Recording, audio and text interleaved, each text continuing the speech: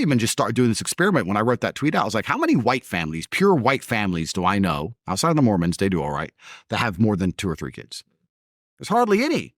So you could talk about the replacement of white nations. Yeah, it's happening because there's no native birth rate. And that's down to feminism. And that's down to this whole gender dynamic being broken. Well, they're also trying to convince women to act like men and for men to act like women. I mean, even straight men are homosexual.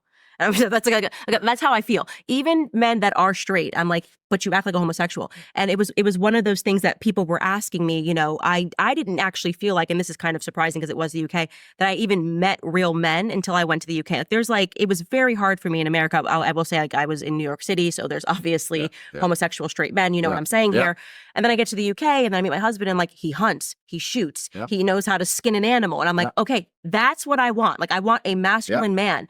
And so it's interesting because you and your brother have opened up this debate in America about what is true masculinity, right? This is the argument. They're not truly masculine. Like, you shouldn't follow that. Like, what's truly masculine? And now you ask, okay, then what is your prototype? Tell me who we should be following. If it's not the Tate brothers, what is real masculinity? I've asked this question before and I've gotten some answers. Some people will say, you know, Jordan Peterson is a better example of masculinity, you know? And so your idea is that people that have philosophy and talk about masculinity is true masculinity.